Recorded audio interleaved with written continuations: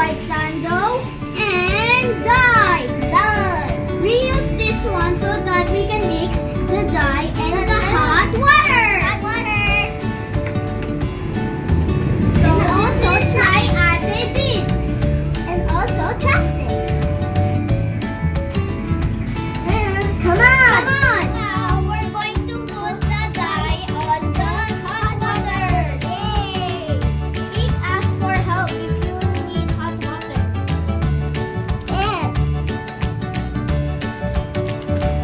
And mix. Mix now. Now mix. Now mix. Just be careful when you mix it. It's my turn. Now we're going to tie the sando. Yay!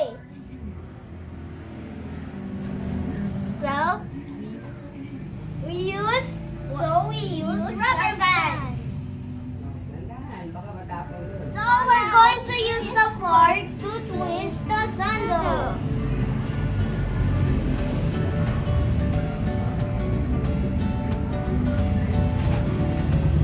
So I'm done twisting. Wait for me. That's like a noodle. Like a noodle. The fork and tie with a rubber band. And but I don't how to rubber band the shirt.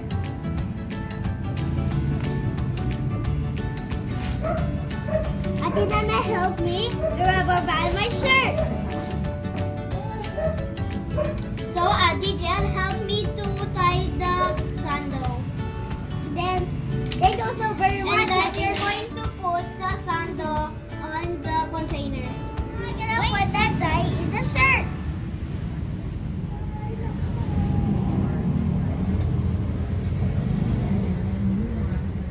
With chopstick. So it's so fun how to make dye.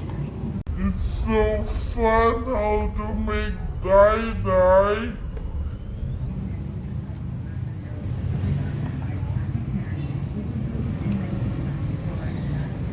That's a dye when you make a slow.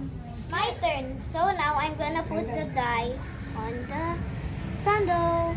Yay! Whee!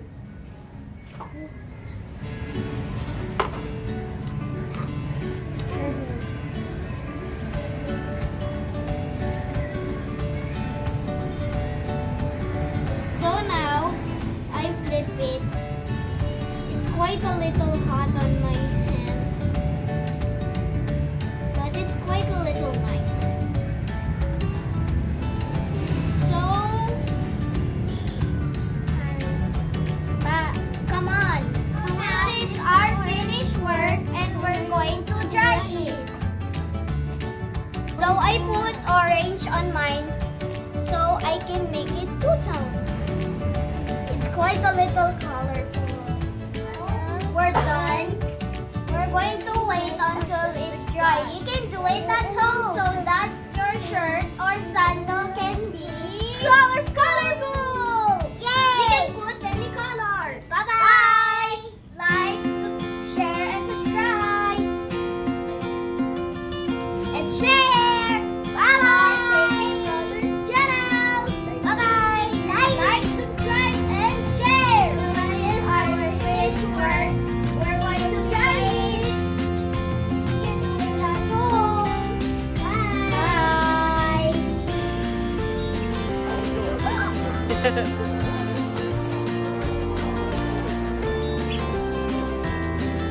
Let's go! Come on! Let's try the ano na. Dito muna tayo. Mag-ano na. Let's go! Lala ka.